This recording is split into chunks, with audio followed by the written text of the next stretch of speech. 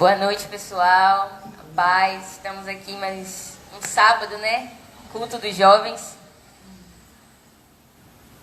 Sábado de culto dos jovens. E hoje, se vocês viram o flyer que estamos colocando por aí, tem uma maçã e tem uma serpente, né?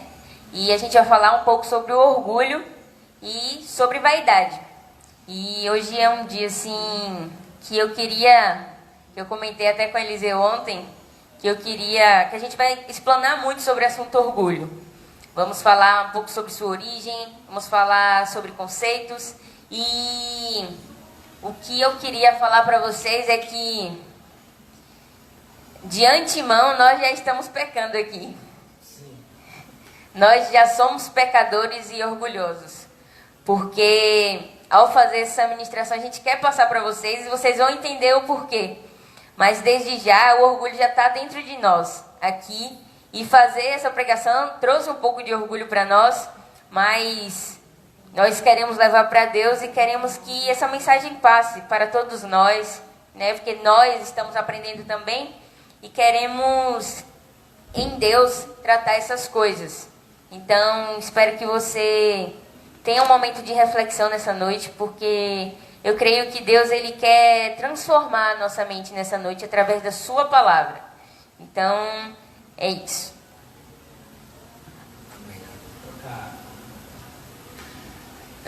Esse tema que eu e o Luiz escolheu, a gente ontem mesmo ficou muito tempo. A gente ficou bastante tempo ontem pela madrugada, que foi o tempo que deu pra gente conseguir ficar, né? Vendo o tema. E sempre quando a gente estava estudando o tema, a gente terminava e se olhava e entendia que a gente não era nada. Só que esse é um entendimento sobre o orgulho que é passado dentro da igreja, do qual você entende que você é nada, mas você não coloca dentro de você mesmo. Aquela passagem do conhecereis a verdade vos libertará, e o transformai-vos pela renovação do vosso entendimento. Você até sabe que você não é nada, mas você não colocou aquilo dentro de você, a ponto de reconhecer o nosso estado de orgulho e não ações orgulhosas. E a gente queria começar o tema do orgulho lendo Eclesiastes 1. Não sei se foi essa semana ou foi semana passada, eu estava comentando com manhã o seguinte: Eclesiastes, a maioria dos livros a gente, na realidade, quando vai ler, tem que ler na condição do qual ele é. Existem livros que são proféticos, livros históricos, poéticos, e Eclesiastes a gente tem que ler como um livro com uma poesia linda, de vida. Às vezes a gente dá mais atenção para um livro de Machado de Assis, ou para uma música de Vinícius de Moraes, ou Chico Buarque, e não para um livro poético da Bíblia, a ponto de você ler aquilo batido e só entender. E o Eclesiastes 1, o ideal pro tema seria o vaidade, tudo é vaidade, né? Mas eu queria ler Eclesiastes 1 todo, para que a gente entendesse o quão poético, profundo e perfeito esse livro ele consegue expor. E principalmente esse capítulo 1. Então começa, né? Palavras do pregador, filho de Davi, rei em Jerusalém. Vaidade de vaidades, diz o pregador. Vaidade de vaidades, tudo é vaidade. Que proveito tem o homem de todo o seu trabalho que faz debaixo do sol? Uma geração vai e outra geração vem, mas a terra para sempre permanece. Nasce o sol e o sol se põe, e apressa-se e volta ao seu lugar de onde nasceu. O vento vai para o sul e faz o seu giro para o norte. Continuamente vai girando o vento e volta fazendo os seus circuitos. Todos os rios vão para o mar, e contudo o mar não se enche. Ao lugar para onde os rios vão, para ali tornam eles a correr. Todas as coisas são trabalhosas. O homem não o pode exprimir. Os olhos não se fartam de ver, nem os ouvidos se enchem de ouvir. O que foi, isso é o que há de ser. E o que se fez, isso se fará. De modo que nada há de novo debaixo do sol. Há alguma coisa de que se possa dizer, vê, isto é novo? Já foi nos séculos passados que foram antes de nós. Já não há lembrança das coisas que precederam, e das coisas que hão de ser, também delas não haverá lembrança, entre os que hão de vir depois. Eu, pregador, fui rei sobre Israel em Jerusalém, e apliquei o meu coração a esquadrinhar e a informar-me com sabedoria de tudo quanto sucede debaixo do céu. Esta enfadonha ocupação deu Deus aos filhos dos homens para nela os exercitar. Atentei para todas as obras que se fazem debaixo do sol, e eis que tudo era vaidade e aflição de espírito. Aquilo que é torto não se pode endireitar, aquilo que falta não se pode calcular. Falei eu com o meu coração dizendo, eis que eu me engrandeci, e sobrepujei em sabedoria todos os que houve antes de mim em Jerusalém. E o meu coração contemplou abundantemente a sabedoria e o conhecimento. E apliquei o meu coração a conhecer a sabedoria e a conhecer os desvários e as loucuras. E vim a saber que também isto era aflição de espírito. Porque na muita sabedoria há muito enfado. E o que aumenta em conhecimento, aumenta em dor. Vocês querem falar alguma coisa desse texto? Quer falar, pastora? Então, Eclesiastes, ele, como Eliseu falou, é um livro poético, né? Escrito por Salomão. E ele, na sua sabedoria, ele retrata o que a vida diz, o que a vida mostra, do que é a vida, né? E ele fala a respeito de vaidade. Eu não sei se a gente consegue ter o entendimento exato do que é vaidade. Eu acho que a gente tem um pensamento muito mais do modo popular, do modo comum, do modo que a gente acha, do modo que a gente aprendeu a respeito das coisas do que o que elas realmente são. Eu estou até me policiando e me corrigindo. E quando eu quero saber algo de forma mais aprofundada, eu estou indo para o dicionário. Eu estou indo para o dicionário para ver exatamente... Sim. Às vezes nem o mesmo dicionário consegue explicar o significado da palavra. Existem palavras em grego, em hebraico, que na nossa língua não tem a tradução. É o exemplo do amor, né? Que tem o eros, o amor ágape, filéu, e o nosso amor. Exato. A gente usa amor para tudo. Então, até nisso, o entendimento do real significado da palavra, nem o próprio dicionário às vezes consegue explicar. Então, e nesse texto, esse texto lido aqui agora, Salomão, ele fala de forma clara, profunda, a respeito da vaidade, de modo que isso começa desde o início da vida de um ser humano e vai até o final. Né? Ele tenta explicar isso, esse percurso aí, do início até o fim, de uma forma bem clara e interessante, né? Queria falar aqui, Salomão, ele vem falando que ele buscou muito tempo, ele gastou muito tempo da sua vida procurando sabedoria. E no final ele fala assim, que porque na muita sabedoria há muita angústia. Então assim, até o fato de você estar buscando muito algo, Eliseu falou que no caso buscar muita sabedoria era enfadonho. E realmente, os filósofos, se a gente for olhar, eles tinham uma certa depressão dentro deles por tentar descobrir muitas coisas. E é sobre um pouco disso que a gente queria falar hoje. Já posso ler o conceito aqui? Pode. Segundo o dicionário, o nome orgulho, ele significa pejorativamente sentimento egoísta, admiração pelo próprio mérito, excesso de amor próprio, arrogância e soberba. Leia aí de novo, rapidinho. Sentimento egoísta, admiração pelo próprio mérito, excesso de amor próprio, arrogância e soberba. Então, esse significado que o dicionário nos dá, todos os temas eles são bastante profundos, né? Mas a gente vai começar aqui agora a trazer, né, essa informação do conceito do orgulho, do qual a gente preparou todo esse estudo. E o significado foi simplesmente para a gente entender no que a gente vai estar falando. Mas então, de início, eu queria falar justamente sobre o entendimento dos 7 pecados capitais. O que seriam os 7 pecados capitais? Os 7 pecados capitais foi Vou falar até no contexto histórico para dar para entender legal. Exato. Os 7 pecados capitais, ele tem como seu fundamento, não sabe ao certo onde surgiu ou como, mas existe, de certa forma, um estudo histórico que ele surgiu dentro de um movimento chamado monasticismo. Isso.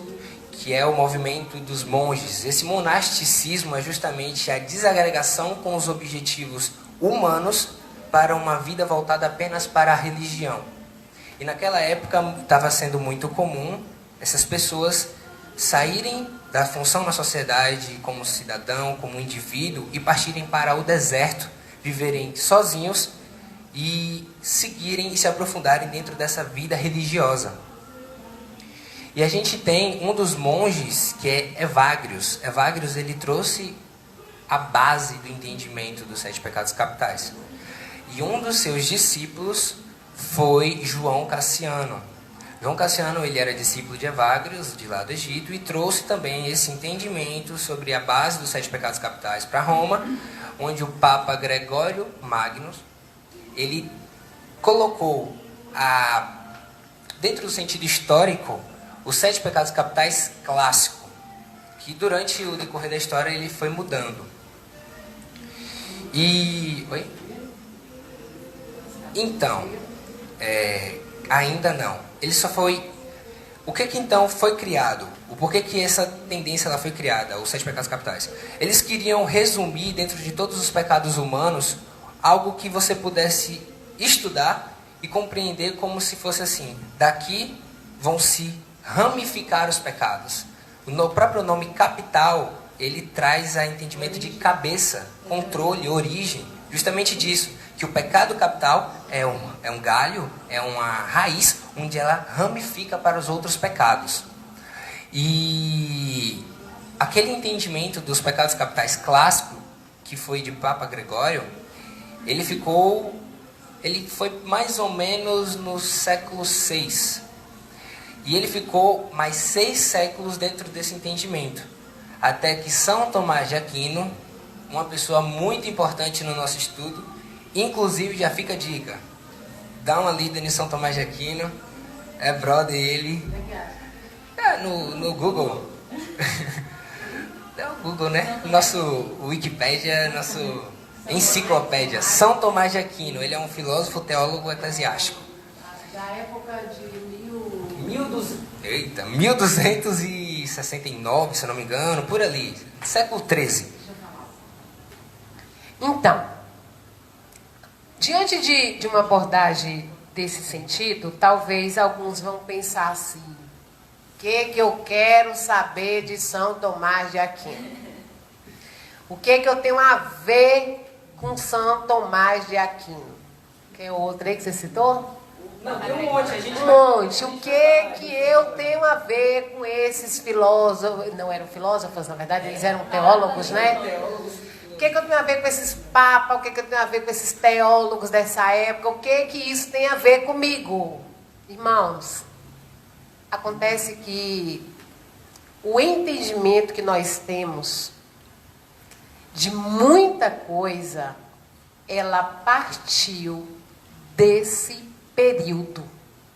E ela partiu de pensamentos e de ideias e de conclusões desse período e desse tipo de gente. Então, só voltando a uma abordagem desse tipo, a gente consegue extrair reais sentidos de muita coisa.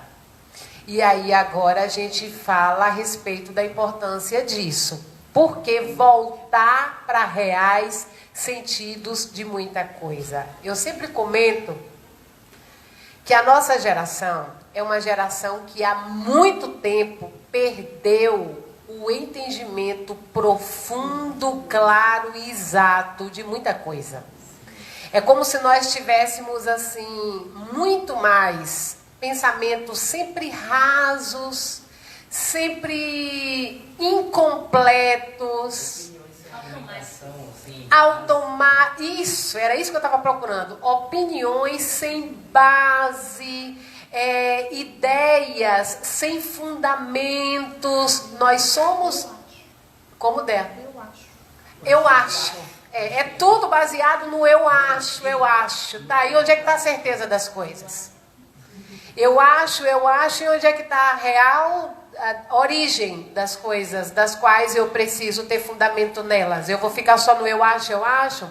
Então, por conta dessa situação, desse agravamento, de que somos uma geração muito rasa, somos uma geração de entendimento muito tosco, muito pouco. A gente acredita em coisas do qual não entendemos. A gente acredita, a gente obedece. Exato, pronto. É mais um entendimento de a gente é dogmatizado em algo. A gente não aprendeu, a gente foi dogmatizado em algo. A gente não criticou ou questionou aquele argumento ou aquela compreensão. A gente apenas aceitou. É tipo eu chegar pra você e falar assim, quanto é 2 mais 2? É 4. Mas por quê? Então, não sei. Só sei que me falaram que é 4. E é 4 pra mim.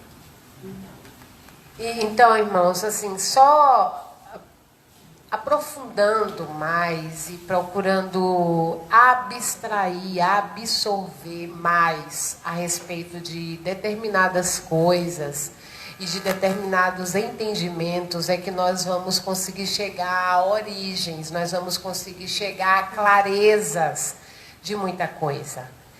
E essa é a ideia, né, Lúdio? Eu acho que essa é a ideia, é a gente... Sim.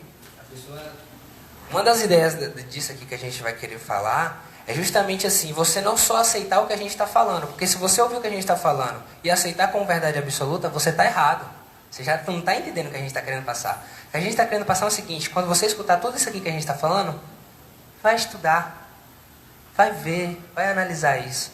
Porque você compreender é muito mais precioso do que apenas a gente passar e você entender.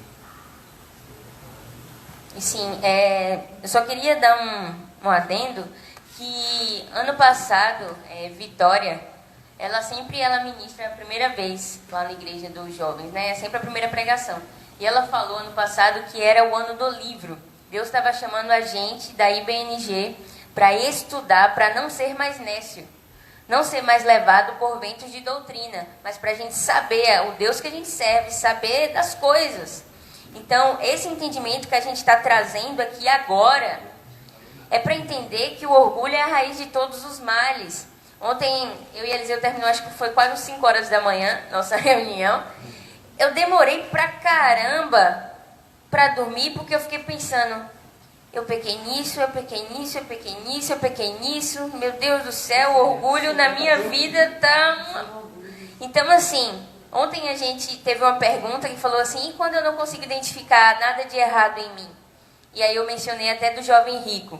Então hoje a gente vai ter um entendimento aqui até sobre as nossas atitudes, de quem você está sendo, e aí a gente vai entender quem é Deus na história e quem é o pó e o barro. Só mais uma coisa para encerrar esse ponto que eu falei. É que também o que Lúdia falou talvez gere um pensamento. Então a partir de agora a gente vai ficar livro.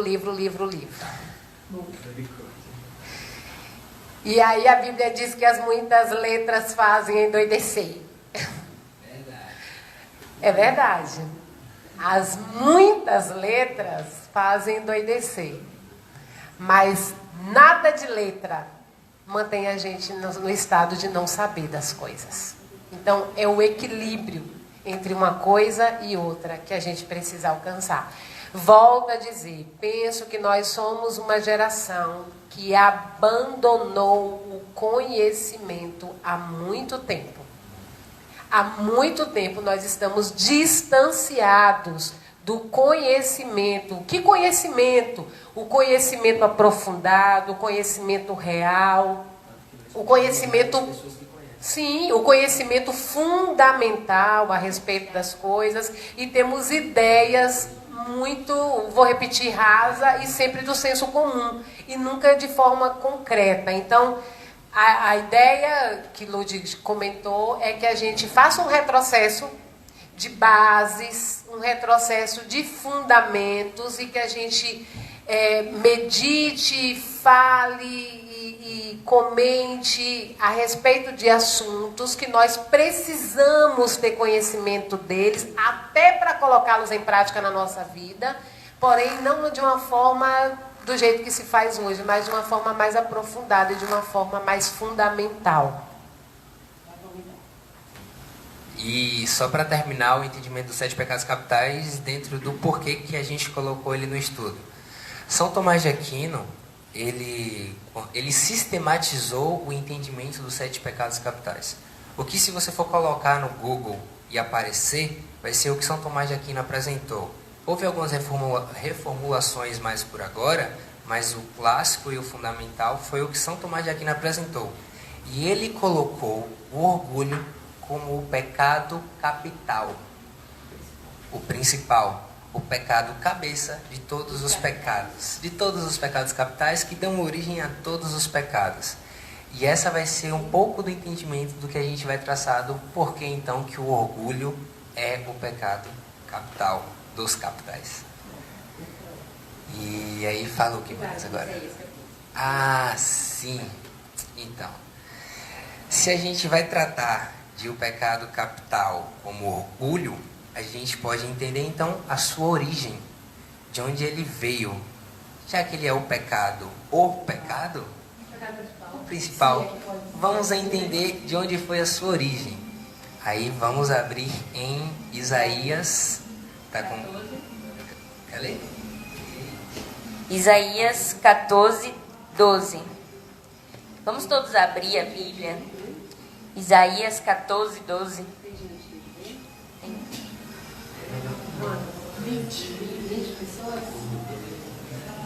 E a gente está falando algumas referências, por exemplo, de papas, de filósofos, porque eles pegaram e estudaram os conceitos dessas coisas, mas nós estamos aqui usando a Bíblia. A Bíblia é o nosso fundamento, tá bom? A gente só está contextualizando com algumas coisas. A título de informação... Assim, por exemplo, exato.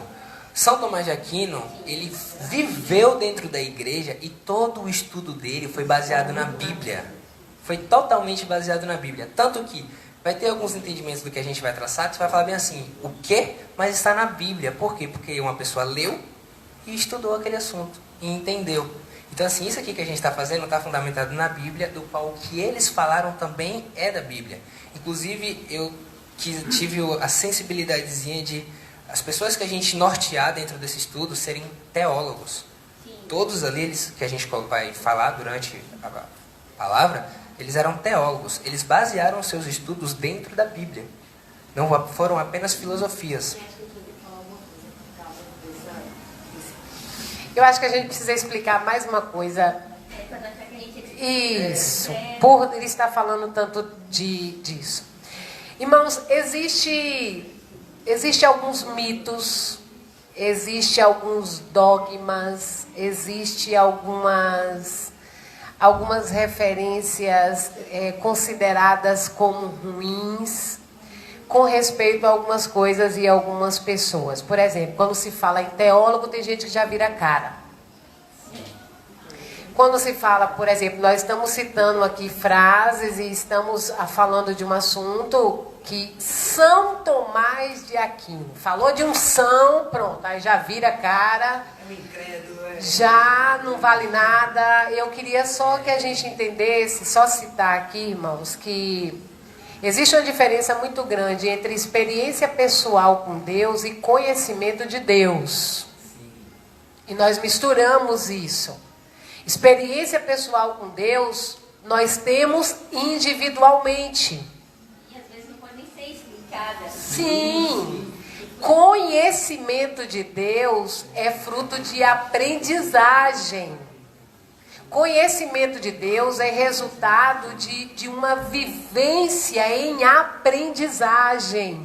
E eu preciso entender e admitir que, apesar de, quem sabe, eu ter várias experiências com Deus, tem pessoas que aprenderam mais do que eu. Apesar de eu ter várias experiências pessoais com o Senhor, tem pessoas que aprenderam muito a respeito do Senhor.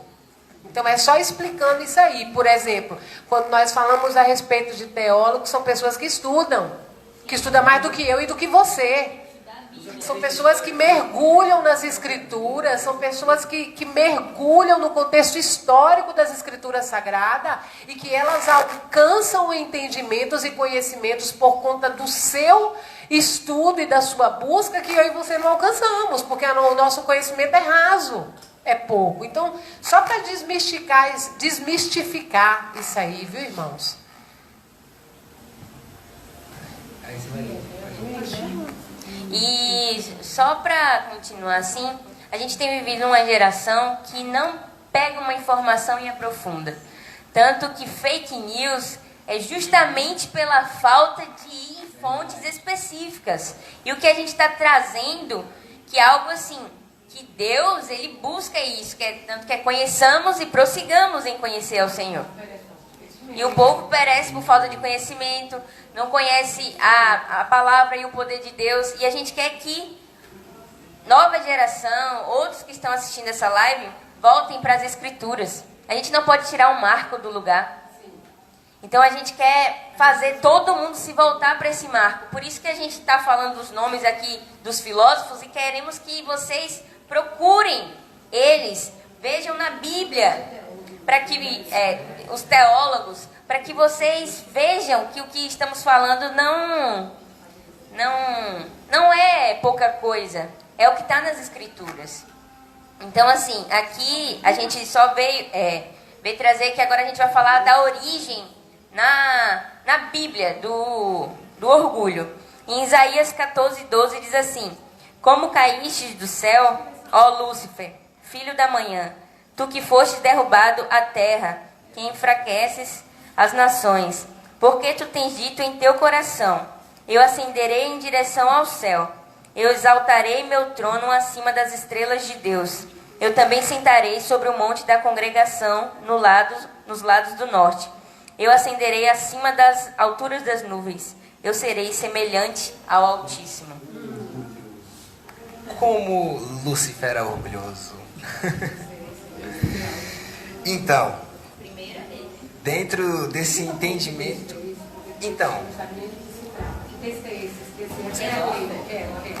irmãos, esse texto ele é muito retratado e entendido como expressões referente a Satanás, porque ninguém falou o que... Isso, o versículo 12, põe aqui para eu ver, Eliseu.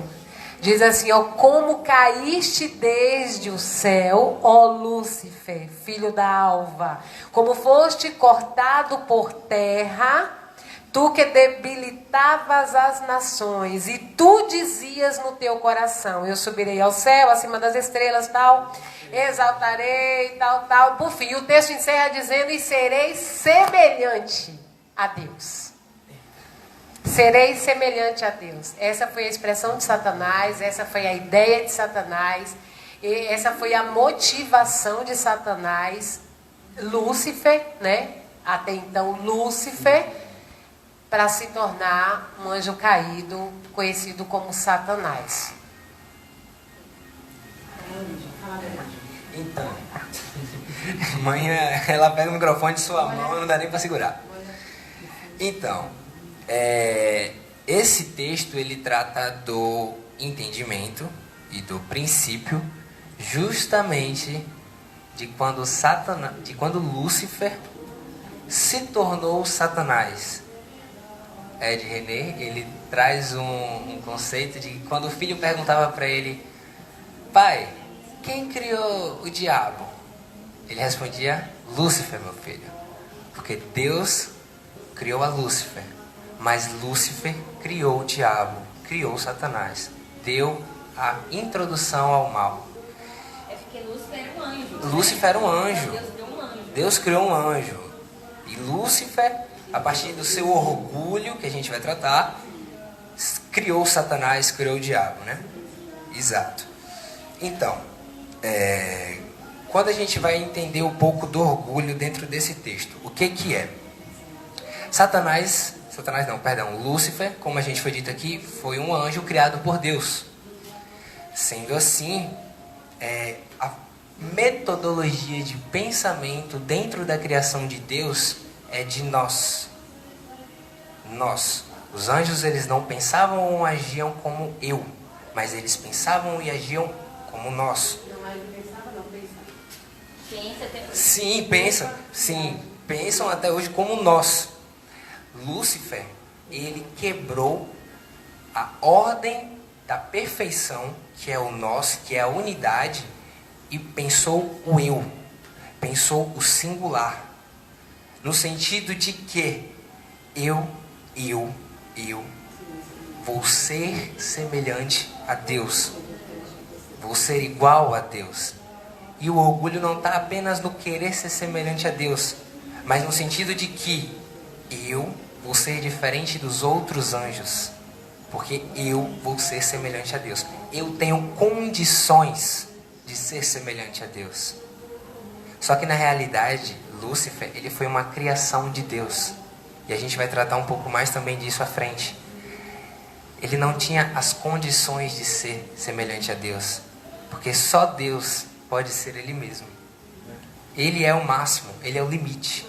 Ele próprio se colocou na conversa com Moisés: mas Senhor, como eu vou falar, dizer para o povo que o Senhor está me pedindo? Quem é que está me mandando? Ele se identificou como o eu sou. Quem é Deus? Eu sou. Ele é. E Satanás, ele quebrou essa ordem de nós, pensou como eu, e a partir do momento em que ele pensou como eu, ele pensou que eu vou ser semelhante a Deus, me diferenciando dos anjos, dos arcanjos, colocando como algo melhor que o outro, algo melhor que o próximo. Vai falar? É que, para a gente começar a entender um pouco o porquê que o orgulho ele é apresentado como o pecado que deu origem, né, à manifestação de Satanás, e é exatamente por conta da característica do orgulho. Eu cito aqui que o orgulho ele quer me fazer diferente. O orgulho ele quer me colocar diferente e melhor. O orgulho ele quer me colocar na condição de eu sou. Vocês não. Ou ainda que vocês sejam, mas eu sou. O orgulho traz a ideia e a referência àquilo que eu queira ser mais do que o que eu realmente sou. O orgulho ela impulsiona para que a gente sobressaia, para que a gente seja destacado, para que a gente seja... Aí agora a gente vai aprofundando e entendendo. Para que a gente seja perfeito, ou para que a gente queira essa perfeição, para que seja melhor, para que seja mais. E aí o orgulho vai subindo a sua escada da maldade e conduzindo, por isso que a gente falou que é um pecado que dá origem a vários outros pecados. Outra coisa que a gente precisa entender, por que tudo começa por aí, e Eliseu citou, eu queria só abrir mais e falar mais um pouco a respeito disso.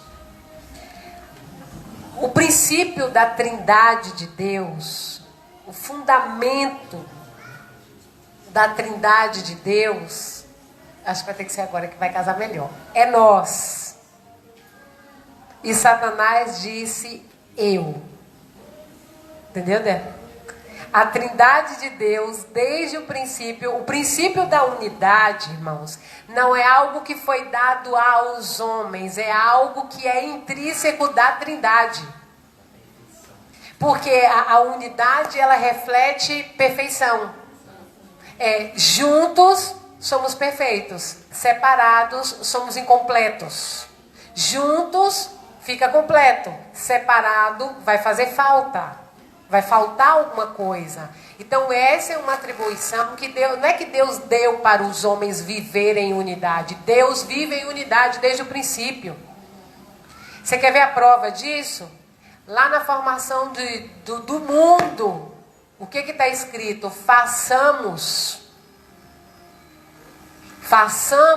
o homem, a nossa imagem, a nossa semelhança. Façamos nós. Estava ali Deus Pai, Deus Filho, Deus Espírito Santo. Unidade, Trindade. Né? Vai mexer ali porque está dando a microfonia. Mas aí o que acontece? Quando Satanás, ele... Sem o microfone? Quando Satanás, ele... O Pai Nosso, né? Ele está lembrando ali do Pai Nosso, que é nosso, né? Não é meu, é nosso. Quando Satanás quebra isso com o pensamento de eu, né? Eu serei semelhante ao Altíssimo, se colocando diferente, se colocando à parte, se separando, ele quebra o princípio da Trindade, ele quebra o princípio da unidade da Trindade. E é aí que o orgulho se instala. É aí que o orgulho começa a manifestar os seus filhos. O orgulho começa a dar as suas crias. É exatamente a partir daí. Porque é a partir desse posicionamento que Satanás deseja ser semelhante a Deus, é que vai dar origem às demais transgressões. Ele segue, ele prossegue na sua trajetória. Ele foi expulso do céu, desceu, e aí a gente encontra Satanás lá no Éden. A gente está falando da origem, a gente está falando da questão do orgulho. A gente encontra Satanás lá no Éden, ele vira para Eva, estava tudo ok, estava tudo bom. Adão e Eva viviam em comunhão com o Pai, viviam em unidade com o Pai, viviam em relacionamento com o Pai. Era a perfeição. Era a perfeição, Éden. Pode usar o microfone ainda não, né? Pode. Que é a ideia da perfeição, a ideia do ideal, né? De viver unido e viver juntos. Irmãos, tem um negócio interessante. Satanás vira para Eva e diz assim: se você comer do fruto, você vai ser como ele. Ele incitou no humano o que ele fez com ele.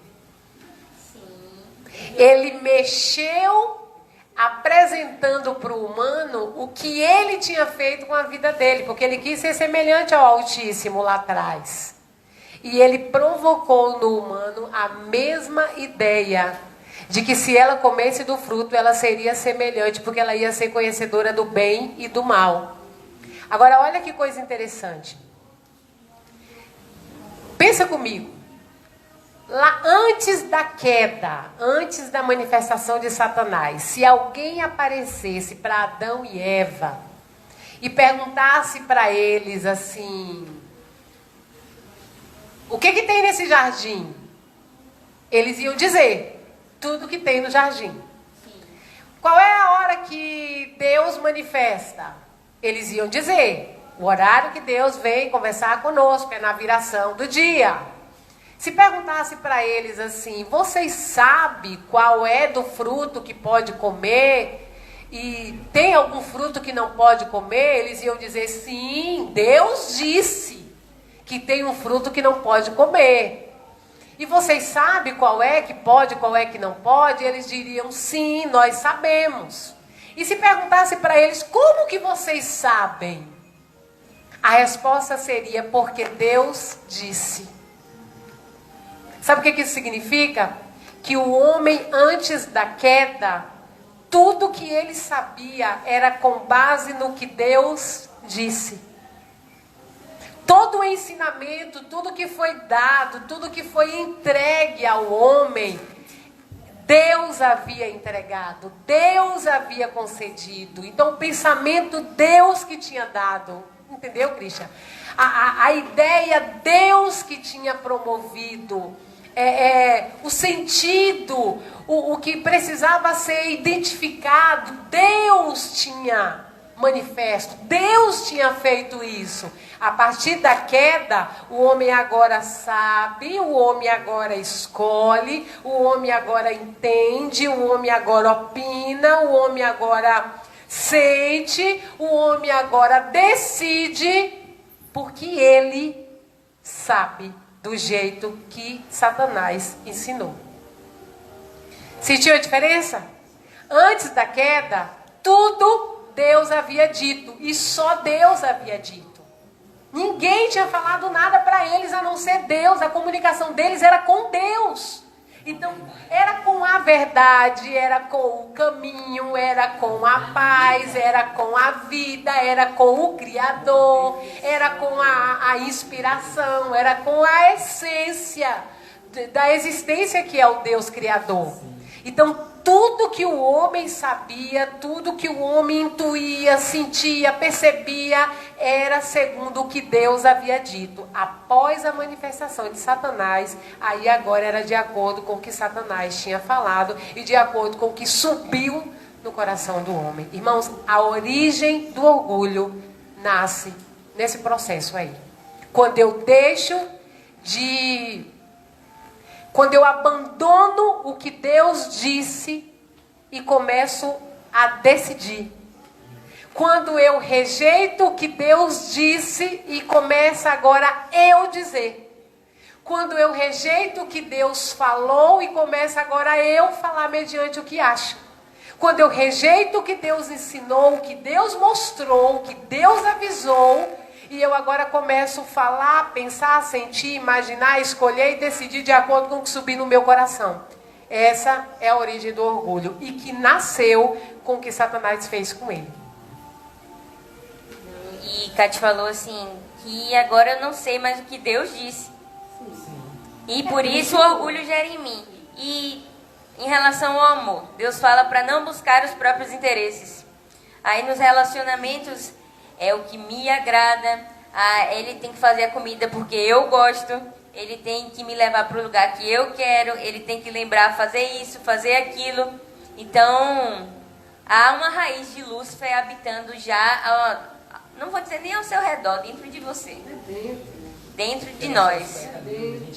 Então, assim, quando você já coloca uma justiça humana de que você é merecedor de algo, quer dizer que a soberba, o orgulho já está enraizado aí, já dentro de você. E, então como eu vou me desvencilhar disso? Sabendo o que Deus diz. Sabendo o que Deus diz. Sabendo e aderindo e abraçando e se submetendo e negando-se a si mesmo e entendendo que Deus é e que eu não sou. Reconhecendo que Deus sabe e eu não sei. Que Deus sempre sabe o que é melhor para nós. Eu não sei, eu posso até intuir, mas eu não sei. Então, irmãos, orgulho é a grande altivez nossa em pensar, imaginar, acreditar que nós sabemos alguma coisa e que, porque nós sabemos, nós assim o fazemos. Então, isso é o ponto em que o orgulho se instala e dá os seus filhos. E o interessante desse livro de Gênesis dentro dessa... A gente leu não, né? Não, mas Catila falou sempre. Falou. Então, esse entendimento de justamente a queda do homem como a introdução da corrupção, a introdução do pecado dentro do homem, dá justamente dentro de uma fala que Satanás ele diz a Eva que se você comer da fruta, você vai ser semelhante a Deus. Você vai ser igual a Deus. Ou seja, a mesma coisa que ele entendia, que era o orgulho, ele implantou bem assim: se você quiser, você pega. Se você não quiser... Só que a gente fez o quê? Comeu a sementinha e plantou, nasceu um negócio dentro da gente que é chamado corrupção. A gente é totalmente corruptível.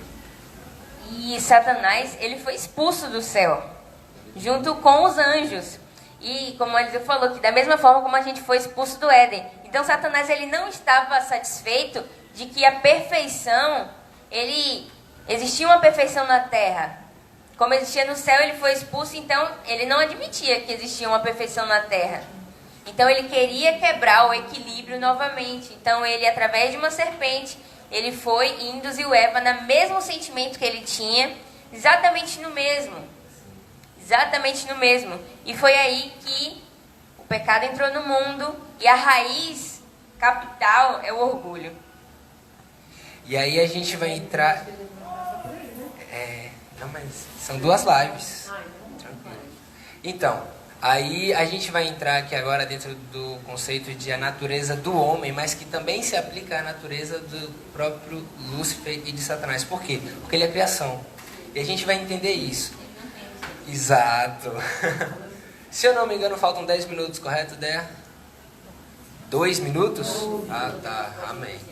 Então, São Tomás de Aquino, uma pessoa que a gente já falou aqui, ele também trouxe o entendimento da natureza humana baseado na Bíblia, que a gente vai colocar para justamente você entender que a Bíblia, ela fala essa natureza humana.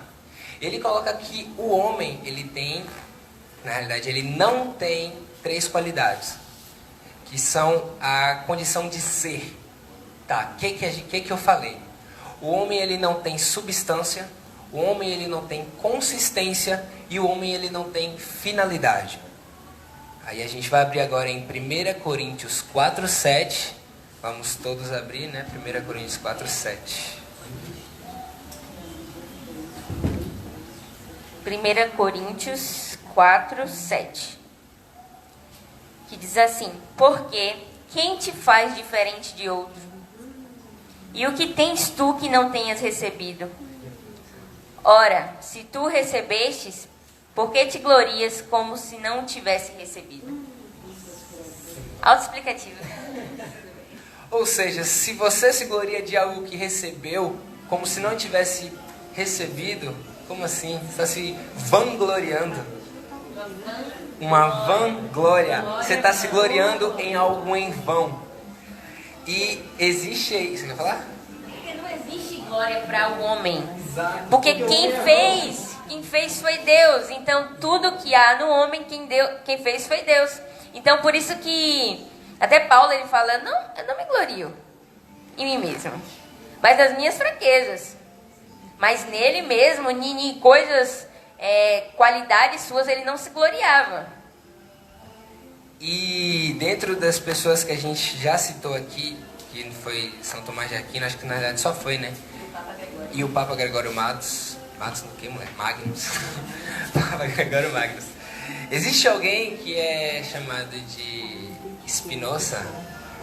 Acredito que vocês já tenham escutado, nem que seja superficialmente ou historicamente, o nome Spinoza. Que ele construiu um entendimento chamado de causa sui, para a gente explicar o que é o substância. O porquê que o homem ele não tem substância? O Spinoza ele afirma que no causa sui significa a causa de si mesmo.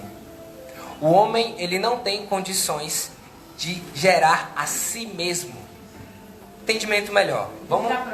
Vamos imaginar um ciclo. Vamos imaginar um ciclo. O homem ele está a partir daqui. Só que para ele partir daqui, se ele existe, algo criou ele. Se você girar o ciclo, ele não existia antes dele. Então o homem ele não tem substância. O homem ele não é causa de si mesmo. Ele não se próprio origina. Ele não tem essa condição. Ele não é essência. aquela frase, né? Existe como é que é? Essência precede a... Que é aquela frase? Foi. Mas tem uma frase aí que eu esqueci. Então, a essência do homem justamente não é causa para sua criação. Por quê? Porque o homem, antes da sua própria criação, ele não existia. Então ele não é causa de si mesmo. A causa sua não se aplica ao homem. Logo, o homem não tem substância. Ou seja, o homem, ele não tem essa qualidade. Mas e Deus? Deus é justamente isso. Ele é a causa, não dele, mas de tudo. Porque ele é tudo. A causa sua é justamente esse entendimento. Lembrando, gente, Spinoza, tá? Se vocês quiserem dar um Google aí, é legal. Agora não, depois. Espera aí. Então, justamente esse entendimento de substância. O homem, ele não tem, mas Deus tem. Por que Deus tem? Porque antes da existência de Deus, ele já existia. Por isso que Deus é atemporal. Por isso que Deus está em todos os tempos. Deus não está no presente e não está no futuro. E eu estava falando uma coisa com o Luiz, é o seguinte. Deus não existe, ele é. Exato. Deus, ele não existe. Por que ele não existe? Porque quando eu digo para você que ele existe, eu coloco ele dentro de uma linha do tempo. Sim, algo que não existia. Só que se eu digo para você que ele está além do tempo. Ele é o pai da eternidade. Justamente o que é a eternidade? É algo fora do tempo. Por isso que Deus é eterno. Por isso que nós vamos para a eternidade. Então, esse entendimento é justamente disso. A substância. O homem, ele não tem em si próprio, mas Deus tem. Deus é a causa de si mesmo. Alguém vai falar, meu Deus, 5 minutos, tá acabando. Vamos fazer o seguinte, então. Vamos fazer uma organização. A gente termina esse tempo aqui falando sobre esse sentido de substância e a gente volta para o resto. Volta nesse instante na live. Vai ter outra live, viu, gente? Logo em seguida, não sai não. Mas ela conclui o pensamento. Não, pode seguir. Não, mas... Tá. Então é justamente esse aí o entendimento. O substância. O homem, ele não tem substância em si mesmo. Por quê? Porque ele não é a causa de si próprio. Dá. Eu queria que Lud lesse novamente o versículo. O de Coríntios. Pega aí. Eu não tenho 2 microfones não, gente. Quer eu ficar com um, ficar com outro? Porque quem te faz diferente de outro e o que tens tu... Porque quem te faz diferente de outro e o que tens tu que não tenhas recebido? Ora, se tu recebestes, por que te glorias como se não tivesse recebido? Só isso aí.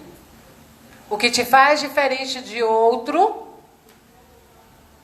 E o segundo ponto é o quê? O que te faz diferente de outro.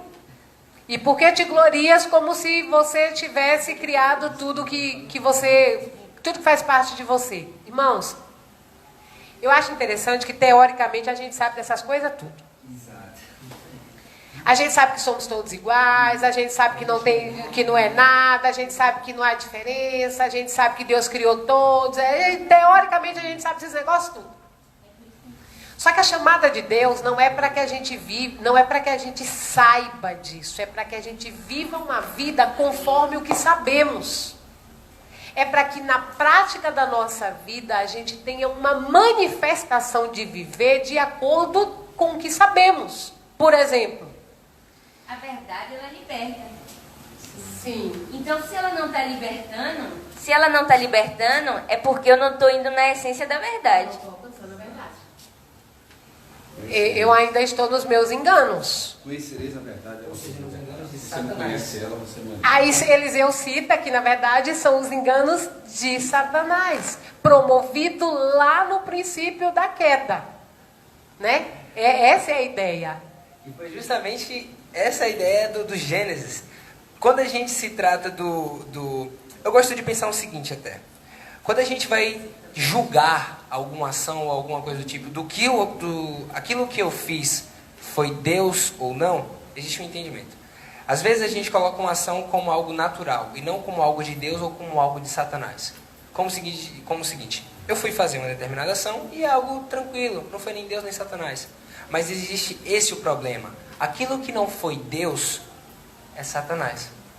Aquilo que você entende, que você praticou que não foi Deus, não foi algo natural da sociedade. Foi algo que Satanás implantou lá no Gênesis, que saiu de dentro de você. É um resultado. Tem origem Não, esse negócio. Mas não para botar a culpa em Satanás. Não é essa. É assim, você está agindo mediante as coisas que ele está te oferecendo. E aí a gente puxa a responsabilidade para nós, porque lá no Éden, ele só jogou a deixa lá para Eva, mas quem comeu a maçã foi ela. Então, voltando no ponto, irmãos, de que A somos fruta, não, gente, não vai amassar não, cara. o fruto que ninguém sabe que fruto foi. Irmãos, o que a gente tem que entender? Né? A gente tem que entender que somos iguais e que por sermos iguais não somos melhores do que o outro. Aí eu falei aqui que isso não é coisa de teoria, isso é para se viver. A gente tem que viver assim. A gente vai encerrar porque lá o tempo já está acabando. Aí a gente segue, né, Dea? É assim? Tá, então encerra e daqui a pouquinho a gente volta de novo. Fica aí.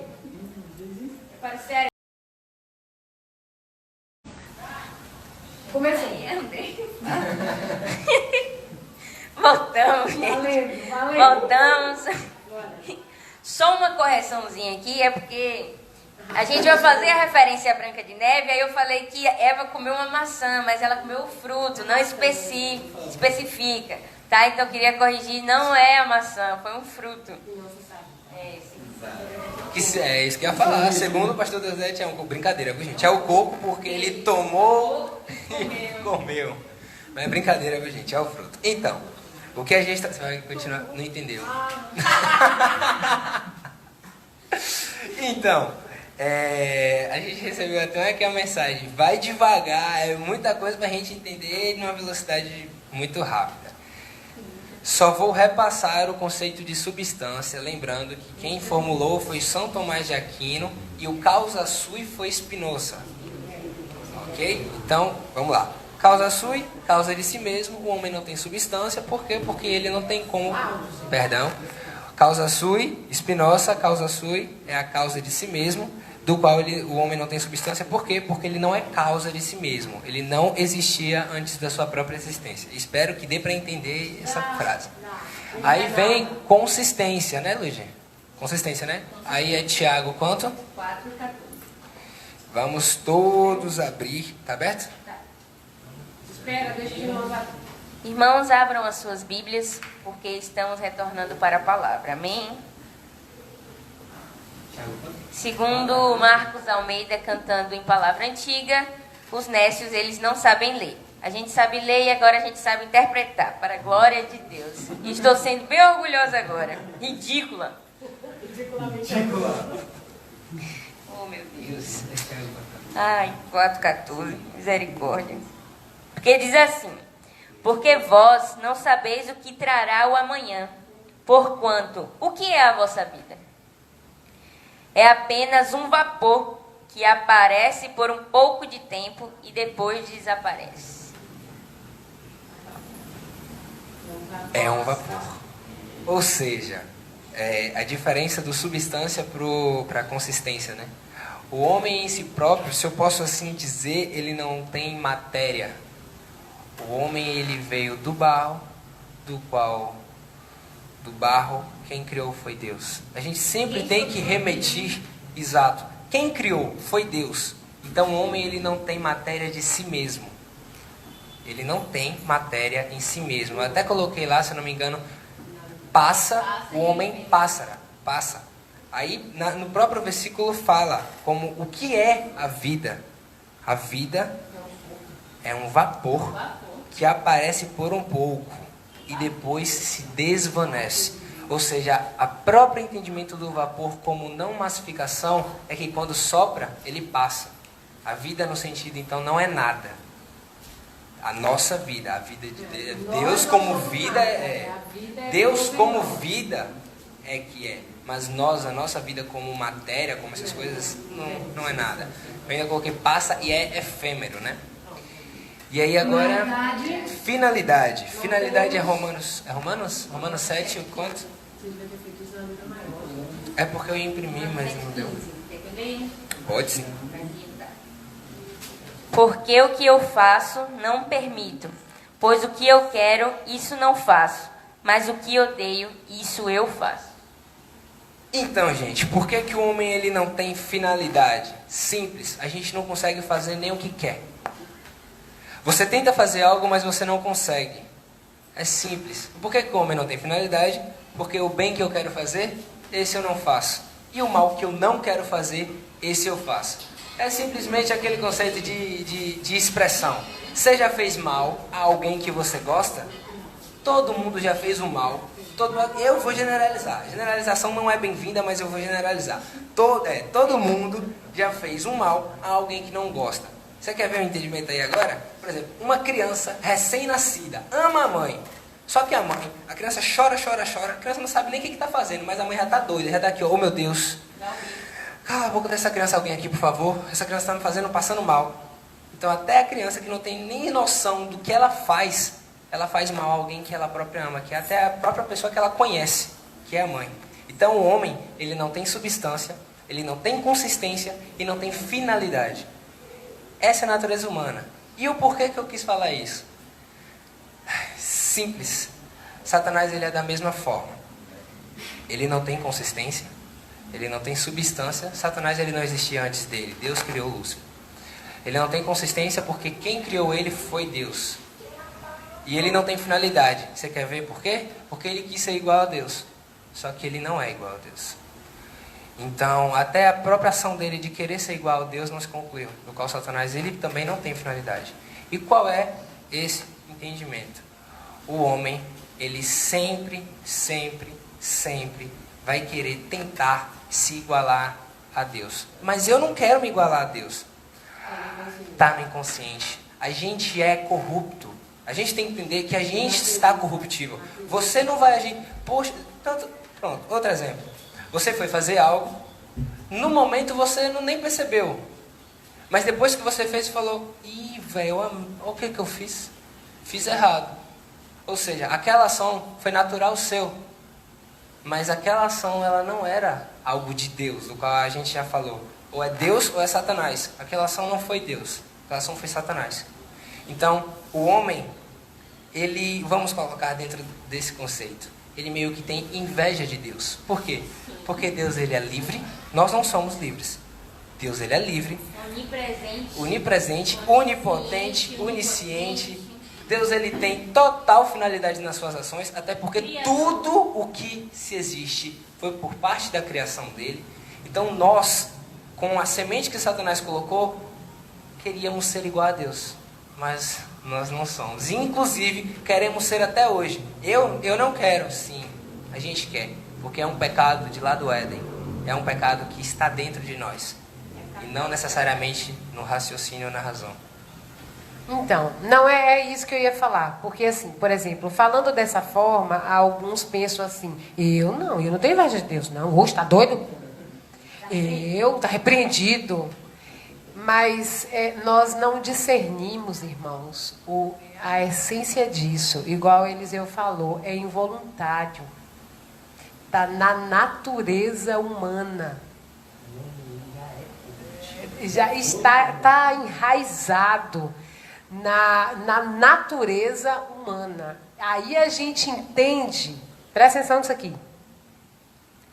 Por que evangelho é nascer de novo? Transformação, não é melhoramento. Irmãos, até isso estão confundindo. Kátia, tem gente que está até cantando isso. Nada contra quem canta. Pode cantar, mas não é a realidade bíblica. O evangelho não me melhora. O evangelho me faz nascer de novo. O evangelho não é para dar uma consertadinha em mim. O evangelho é para que eu venha a ter vida. Porque nós estamos... Irmãos, antes de Cristo, o homem é morto. Ele é morto. A gente tem que entender uma coisa. Essa vida natural que vive por aí, isso não é vida. Isso é apenas sobrevivência. Vida só em Deus. Vida só em Cristo. Porque Ele é a vida. Então, o que eu preciso entender? O Evangelho, ele chega diante de mim, não é para me melhorar, é para eu nascer de novo. É para eu deixar o morto e passar a ter vida em Cristo Jesus. É só para corrigir isso. E essas coisas elas são intrínsecas no homem. A maldade, a corrupção, o orgulho e todos os seus frutos. Isso aí está embutido, é imperceptível, mas está embutido na natureza humana. Eu até lembrei de uma frase, outra pessoa aqui agora, C.S. Lewis. Ele colocou o orgulho como estado de alma ante Deus. Ante Deus. O que é o ante? Aquilo que vai contra, aquilo que é oposto, aquilo que é contrário. Ou seja, o nosso estado, a nossa natureza, ela já é por si só ante Deus. A gente tem que entender que não é que o que a gente faz é pecado. O pecado já está dentro da gente. A gente não pratica pecados. O pecado ele já está dentro da gente. E o que externa é só aquilo que está dentro da gente. Por isso que o Evangelho vem na transformação de dentro. Que é inclusive do sentido do fariseu. O fariseu sabia de tudo, conhecia tudo. Mas o que ele fazia? Ele não... Vou até aprofundar, não somente o sentido do fariseu, mas o sentido de atual. Como assim? Existem pessoas que falam, fazem, criticam, fazem e criticam. Dentro de que sentido? A pessoa ela pode até fazer, mas ela faz por orgulho de querer dizer que ela faz. Sim. Ela não faz porque aquilo que está dentro dela foi transformado, mas ela faz porque ela quer dizer, eu fiz. Por quê? Porque eu sou orgulhoso. Talvez você nem saiba, você nem se considere como orgulhoso, mas esse tipo de ação é um conceito orgulhoso. E aí agora a gente segue, e a gente colocou dentro do tópico. Aqui dá pra gente fazer bastante coisa, né? Você vai querer falar o nome, né? O homem orgulhoso, ou seja, o homem como ser humano orgulhoso, e principalmente em um contexto atual. Para a gente entender muito bem onde está o orgulho dentro de nós hoje em dia, né? Sim. Não, peraí. O homem orgulhoso na atualidade. A gente já falou conceitos de orgulho, já falou a origem do orgulho, dos 7 pecados capitais, de que, no caso, o orgulho não está mais no 7, mas ele é o principal de todos, ele é o capital dos capitais, e ele é a raiz de todos os males, lá no Éden, lá no céu. E agora eu quero falar isso no homem, que a gente fala assim, não sou orgulhoso não, eu só minto de vez em quando, Mas por que você mente? Porque você é orgulhoso, cara. Porque você quer aparentar algo para alguém. A respeito disso de mentira, o porquê que uma pessoa orgulhosa, ela mente? Porque ela não consegue ser aquilo que ela queria. Ela não consegue concluir o contexto de finalidade. Então, para poder dizer que fez, ela mente. Ela vive uma vida mentirosa. Para dizer, não, eu fiz, eu consigo.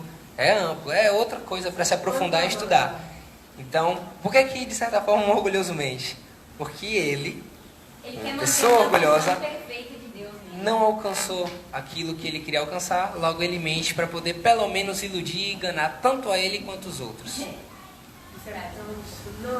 Na verdade, se a gente for entrar a fundo, não acaba, porque é muita coisa. A questão de mentir para demonstrar algo, mentir para parecer algo, mentir como resposta a algo que não é o real,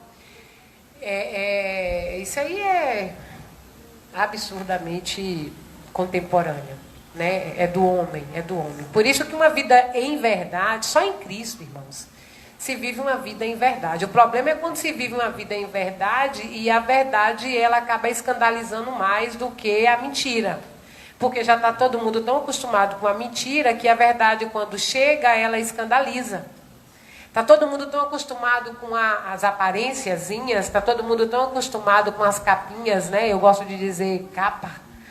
Está todo mundo tão acostumado com o que é demonstrado, não com o que é real, que quando a realidade vem à tona, ela realmente choca. Não devia chocar. não devia escandalizar. É por isso que as Escrituras vai dizer que conhecereis a verdade e libertar você. Conhecereis a verdade. Que verdade? A verdade é tudo que eu estou ela. Tudo que é mentira. Porque a mentira é o oposto da verdade, né? E tudo que é mentira, quando é trazido à tona, é revelado. E se é revelado, é manifesto. E se é manifesto, libertou. Se é manifesto, soltou as cadeias, soltou as prisões, tirou os limites. Tudo que é manifesto que é liberado, é libertado, né? Vem para fora.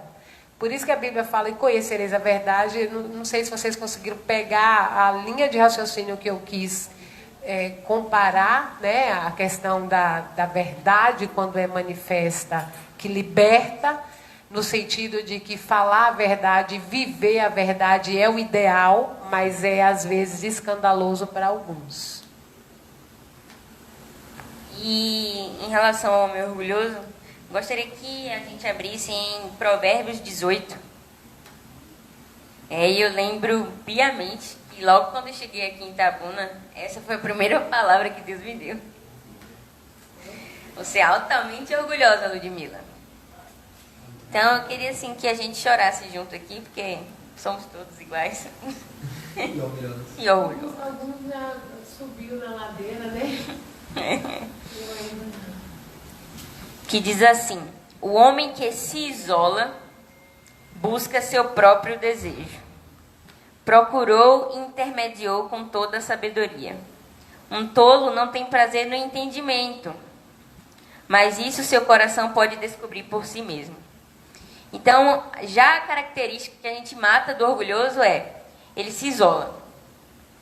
Ele se isola. Tem uma versão que diz assim, ele despreza os bons conselhos. Então, assim, a opinião dele é suprema. Ele se isola em si porque ele já se acha perfeito. E ele quer manter uma estatura de perfeito. Então, ele não aceita críticas. Então, isso o torna irrepreensível. Ele acha que todo mundo está contra ele e ele não pode ser contrariado. Ele é solitário, ele não tem amigos. Ele é egoísta porque ele só pensa nele. Então, tudo tem que girar a favor dele. Ele tem que estar junto... não, vocês têm que ir para onde eu quero ir, vocês têm que fazer o que eu quero fazer, vocês são os meus súditos, vocês têm que me servir.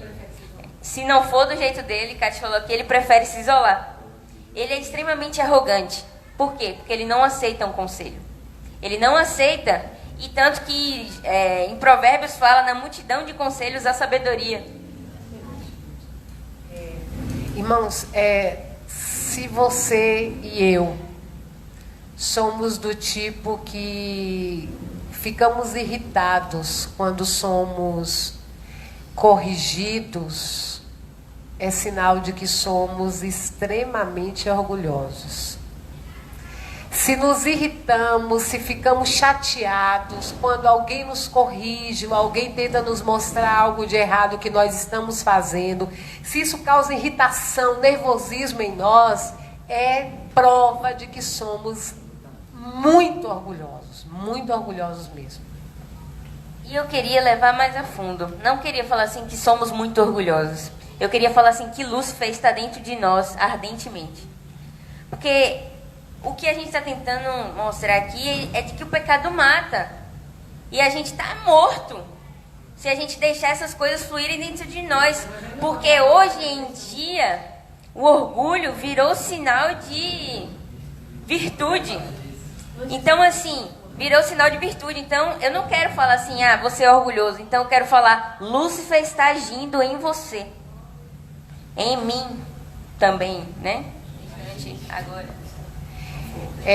São expressões fortes que às vezes alguns vão dizer assim, nada a ver. Irmãos, o Evangelho, ele nos dá vida, né? Jesus, ele nascendo em nós, nós somos vivificados. O texto bíblico, um dos textos bíblicos diz assim, e ele vos vivificou. e vos tirou das trevas e nos transportou para a sua maravilhosa luz.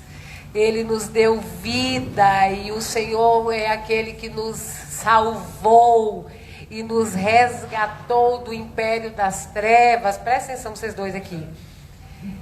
Aí você talvez vai dizer assim, mas eu estou na igreja.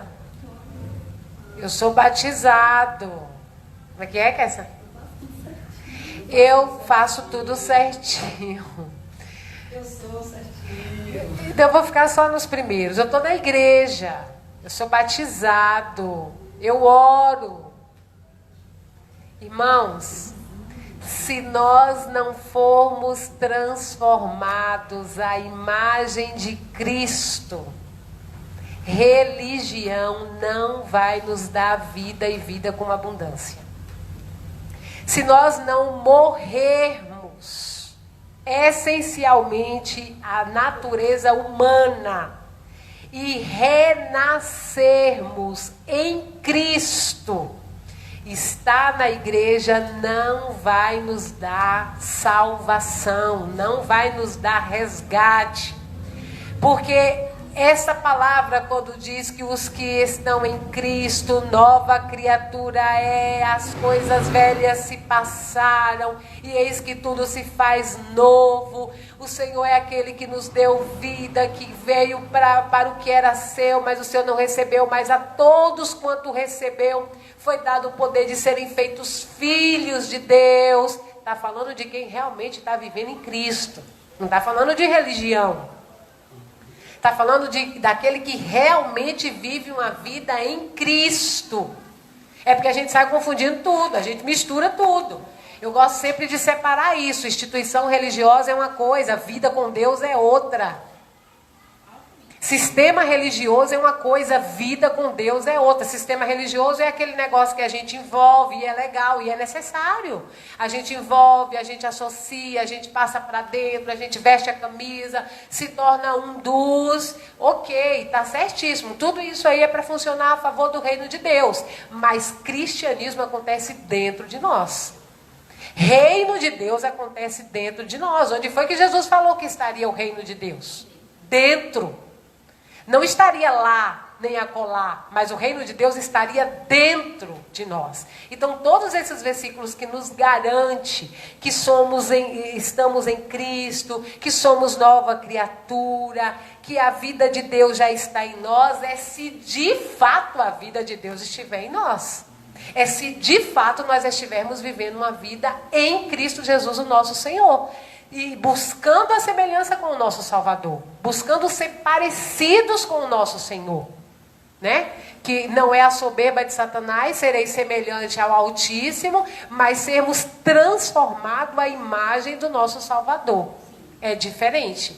Então, a gente precisa separar essas coisas. Né? Porque tem um texto que eu acho muito interessante, que o apóstolo Paulo, uma das cartas a alguma igreja, não lembro qual, ele fala com respeito ao Espírito Santo, de viver uma vida cheia do Espírito Santo, uma vida em abundância, ser guiado pelo Espírito Santo, e ele finaliza o texto dizendo assim, se é que o Espírito Santo habita em vós. Querem dizer, porque se o Espírito Santo não habitar em vocês, não vai funcionar. É disso mesmo que você falou. Se o Espírito Santo habitar em vós, nesse sentido é porque existe algo então que habita no lugar do Espírito Santo. Que é o que a gente está falando. É quem? É Lúcifer, gente. É esse problema. A natureza humana já é corrompida. É justamente o processo de transformação. E o que eu queria falar, que o Ludi falou sobre a transformação do pecado em virtude. Os conceitos atuais. Gente, então, o pecado, durante muito tempo, ao longo da história da igreja, da pregação do que a igreja falava, do que a igreja falava, era o seguinte: você não pode fazer isso, não pode fazer aquilo, não pode fazer isso, isso e isso. Isso é uma forma dogmatizada de você dizer o quê? A gente não pode fazer certas formas sim. Mas o porquê que a gente não pode fazer? Que é o entendimento do pecado. Porque o pecado nos destrói. O pecado é algo ruim para nós. Ah, mas o pecado é prazeroso. Gente, então, é um prazer onde ele não se completa por si só.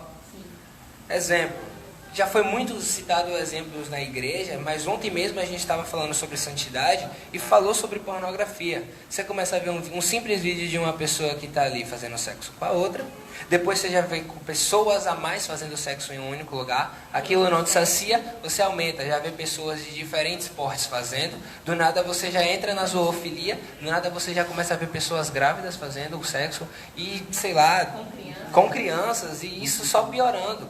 E você vai chegar em um nível de que não te saciou. Aí às vezes você muda. Ai, pornografia não tá me dando não, então eu vou comer. Eu vou sair comendo tudo aqui agora. Aí vai atacando as pessoas na própria vida real. A gula. Então assim, você já começa a tratar no princípio de um simples pão não tá me bastando, vou comer 5.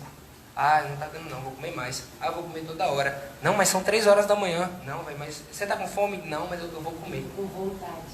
Então assim, o pecado, a vontade, o pecado nos destrói. É porque eu ia falar outra coisa, mas ia ser outra coisa a mais para se aprofundar. O que é? Irmãos, a gente é vazio. Se a gente é vazio e a gente não coloca Deus dentro desse preenchimento, existem inúmeros prazeres de que a gente tenta colocar. Mas entenda, o vazio é infinito. Você colocar uma coisa finita dentro do vazio não completa. A única coisa infinita, a coisa não. O único que se completa dentro do infinito é Deus. Por quê? Porque Deus é infinito. Deus é ser. Deus tem substância. Deus tem consistência. Deus tem finalidade. Deus é. Então a única coisa que vai nos chegar a completar dentro desse preenchimento de prazeres e prazeres e prazeres vai ser Deus. Isso sim vai se encontrar dentro de nós. E o que eu estava querendo falar de eu trocar do virtudes? O orgulho hoje ele não é olhado como uma coisa ruim. Uma pessoa se amar não é mais olhado como uma coisa ruim, e sim como algo necessário. A pessoa se amar, ela é necessária. Fala assim, mas peraí, você não se ama? Você tem que se amar. Você precisa se olhar no espelho e falar, esse é o homem do qual eu gostaria de ser. É o famoso amor próprio, mãe. Então assim, O amor narcisista. Narcisista, a história de Narciso. Você quer falar a história de Narciso? Não, Não, antes de falar de Narciso, era aí que eu ia entrar. Na história da Branca de Neve, a rainha, a bruxa, ela sempre vai no espelho e ela vai falar, espelho, espelho meu, há alguém mais bonito, mais belo do que eu? E até ali, aquilo alimentava ela. E tem uma versão, acho que mais nova, que quando falou que existia alguém que era a Branca de Neve, ela começou a envelhecer. E ali ela queria matar a Branca de Neve para ela continuar sendo a poderosa. Então o orgulho, ele virou uma virtude. Ele virou algo bom. E aí Narciso, o que foi que aconteceu? Ele era um jovem, e ali ele passando por um lago, ele viu sua imagem, né, refletida no lago. E ele se apaixonou por si mesmo. E era uma paixão de adoração, tanto que quando você vê o quadro, ele tá como se tivesse alguém ali, uma mulher. Sim, existe uma mulher ao lado dele. E ela acho que estava meio que sem roupa. Estava sem roupa, seminua, e tentando chamar a atenção dele, e ele não se importava. Por quê? Ele só estava apaixonado por ele mesmo. Então, a soberba, o ego, e é o ego absoluto que a gente ainda tinha colocado, é um ego absoluto, onde ele era o seu Deus. E dentro da história de Narciso, qual foi a conclusão? Ele, como só tinha a água para reflexo de si próprio, ele tentou pegar. E ele foi adentro do lago e não conseguiu voltar. Ele morreu. Porque ele se encantou tanto que ele queria então tocar. E aí ele chegou dentro de... Você quer falar logo? Então toma. Eu quero falar que nós estamos em um tempo de narcisismo e isso não é percebido como narcisismo. Gente, tem uma coisa mais narcisista do que você entrar em uma academia e você ver as pessoas fazendo os movimentos desejados, né? Os movimentos que vai apresentar a aparência desejada. Não, de boa, gente, de boa. Olha com o olhar aberto. Eu gosto da academia, gente. Eu vou na academia, eu frequento a academia também, mas não é esse o ponto de malhar, de procurar saúde para o seu corpo, de manter uma atividade física. Abre a cabeça, não é isso que eu estou falando. Eu estou falando narcisismo. Narcisismo. Né? Não generalize tudo. Vai com especificidade agora. Você vê aquelas pessoas desejando uma aparência ideal, uma aparência que ela idealiza como ideal. Mas tem mais. Os ambientes de estética, né? São mulheres e homens, é uma luta absurda pela beleza, é uma concorrência com a beleza, é uma corrida atrás da beleza externa. Isso tudo é narcisismo, gente. Isso é explicitamente narcisismo. É porque a gente não olha com esse olhar. Sim, aí mexe no olho, aí não deu certo não, mexe no nariz, não deu certo não, estira a pelanca do pescoço, não deu certo não, puxa o ouvido, porque é um mundo sem fim, isso aí é um mundo sem fim. Agora você já olhou para isso como uma espécie de narcisismo? É uma busca pela beleza externa o tempo todo que não acaba. E dentro está oco, né? Que seria também a despeito do espelho. Às vezes o pastor Neto fala na igreja, mas a gente age até meio que de forma natural. Você é pastora Catiúcia também. E aí o que acontece? Quando eu não me recordo ao certo quem falou, infelizmente não vou poder falar para vocês quem foi essa pessoa que disse, para você dar uma olhadinha, mas era o seguinte, que o espelho, quando você ia se ver, na realidade você via Satanás que estava dentro de si. Por isso que havia essa tamanha paixão, por isso que há essa tamanha paixão para consigo mesmo. Sim, por isso que há essa tamanha paixão para consigo mesmo. Que o espelho, quando você vê a sua imagem, na realidade você está vendo a si próprio, no sentido de Lúcifer. E aí, o que eu queria colocar aqui agora? Era agora o orgulho dentro da comparação. Por quê? Quando a gente está falando aqui de porque ele se olha, porque ele quer ser o melhor, porque tudo mais, entenda, ele quer ser o melhor porque existe alguém que vai ser pior. O orgulhoso, ele não quer ficar igual a alguém. E nem por baixo. Porque o por baixo entraria em inveja de alguém que está superior a ele. Mas ele quer estar acima, e sempre acima de alguém. Inveja, ele considera negativo, mas o orgulho ele não considera. Exato. Ou seja, é um extremo. O extremo negativo é inveja. Não, inveja não. Mas o melhor, aí é o bom. E o porquê que a comparação é muito ligado ao orgulho? Porque você só vai querer ser o melhor, fazer algo o melhor, ter uma vida perfeita, porque existem pessoas que não vão ter. Satanás, o porquê que ele foi orgulhoso? Porque ele quis se comparar a Deus. Viu que Deus era melhor. Então ele queria ser melhor do que os anjos. E isso brotaria dentro dele o sentimento de orgulho. O que normalmente as pessoas fazem sempre é de se colocar a melhor. A gente estava falando na madrugada justamente do entendimento de olhar para baixo. O olhar para baixo é sempre o olhar para alguém inferior. Quando você está no alto de um prédio, você olha para baixo, vê pessoas pequenas, e quando você se depara, você é bem maior. Esse é o sentido de olhar para baixo. Olhar alguém que é inferior a você. E aí entra um tópicozinho de o seguinte. Ah, mas eu não quero me considerar o melhor. Eu não me considero o melhor. Eu não me considero o mais bonito, o mais sábio, o mais inteligente, o que melhor faz as coisas. Entenda, é sempre de ter uma pessoa abaixo. O entendimento de orgulho não é ser o primeiro, mas se você for o penúltimo, você já está sendo orgulhoso. Se existir alguém abaixo de você, aquilo já é orgulho. O orgulho não é a colocação de ser o melhor, mas é sempre de ser o melhor que alguém. Existem alguns dados científicos da sociedade, que é o seguinte: fez a entrevista com determinadas pessoas de dentro de uma empresa. E essa pesquisa baseava no seguinte: você tem duas escolhas. Uma escolha, você vai ganhar 12 mil reais por mês e os seus colegas vão ganhar 10 mil. A segunda escolha é que todos os seus colegas, inclusive você, vai ganhar 15 mil reais. E todos escolheram que queriam ganhar 12 mil e os colegas 10 mil. Por quê? Porque a sensação de orgulho de ganhar mais que o próximo era aquilo que fazia ele... Exatamente. O entendimento de que, não, mas eu vou ter mais dinheiro. Ter mais dinheiro para quê? Se eles vão ter a mesma coisa que eu. Para quê? Eu prefiro ganhar menos, só que eu vou ter mais do que as pessoas que estão próximas a mim. Tá. E, assim... sobre orgulho e virtude, Santo Antão. Então, o que a gente vai propor agora, né? Muda lá rapidinho de novo, só para me ver o nome do cara. Precisa mais não, era só para ver o nome do cara. Essas coisas que a gente está falando é muito mais perceptível dentro de uma pessoa. Vou usar essa metodologia, mas eu não gosto de falar dessa forma. Muito mais propício a pessoas do mundo. A pessoas que vivem no mundo. Eu não gosto de usar essa forma, essa expressão, porque a gente vive no mundo.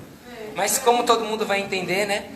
É muito mais fácil de você observar esses orgulhos dentro de uma pessoa que está no mundo. Só que uma pessoa que já está na igreja, que serve ao Senhor e tudo mais, o esperado é que não tenha. E há um paradoxo gospel disso aí. E há um paradoxo gospel, inclusive, que é o quê? Uma pessoa que serve a Deus dentro de uma base que é humilde, de uma base anti-orgulhosa, mas ele é orgulhoso.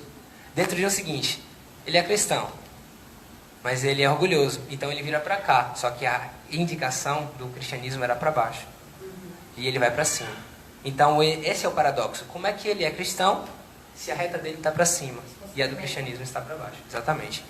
E existe também, então ele não é cristão. Existe o conceito também do que a gente estava falando ontem, que seria da santidade. E existe uma figura dentro de inúmeros santos da Igreja Católica, que é chamado de Santo Antão. Santo Antão, ele também... Isso é interessante. É muito bom. Santo Antão também foi do movimento monástico, o primeiro movimento que a gente falou, que foi das pessoas que se despuseram dos objetivos humanos dentro da sociedade e foram viver a religião em si. Foram viver o cristianismo em si de forma solitária dentro do deserto. E Santo Antão, ele foi uma pessoa que, próximo aos 20 anos de idade, para mais e para menos, eu não me recordo, mas a média era dos 20 anos de idade dentro do estudo com a bibliografia dele, ou a geografia, né? Que a geografia é a bibliografia dos santos. Conta o caso. Calma, você está muito ansiosa. E aí, o que então? Santo Antão, ele foi para o deserto. Ele foi viver a essência, se ele queria assim demonstrar, do cristianismo, da religião cristã, do evangelho. Que era com base no catolicismo e tudo mais. Só que Santo Antão, parece que ele foi meio que escolhido por Satanás para ser a pessoa que mais seria tentada. Santo Antão, ele sofreu tentações em uma média de 8 décadas, 80 anos. Ele viveu 105 anos. E ele sofreu tentações de Satanás dentro de uma média de 80 anos. E quais eram as tentações que ele sofria? Bom, a pessoa entrava para o deserto, entrava em uma caverna, e ela falava, vou fazer jejum. Orava, Senhor, estava jejum, beleza. Abriu o olho, um banquete na frente dele, imenso para ele poder se alimentar. E ele não se alimentava. Ele falava que ia fazer oração, ele falava, vou orar, tudo mais, e aparecia uma mulher nua na frente dele. No crucifixo. Aparecia uma mulher nua no crucifixo em que ele ia rezar. Chegou a um ponto de que os próprios espíritos malignos se incorporavam e lutavam contra ele, a ponto de agarrar ele, arrancar a pele, arrancar tudo. Chegou a um ponto de que dentro dessas lutas, aparentemente ele tinha morrido. Sim, dessas tentações, ele tinha morrido, e que os parentes dele pegou ele, levou para a igreja, só que na realidade fizeram a oração, ele levantou. Quando ele levantou, ele falou automaticamente, me levem para a caverna novamente. E ele foi novamente para a caverna. Então imagina 80 anos dessa tentação.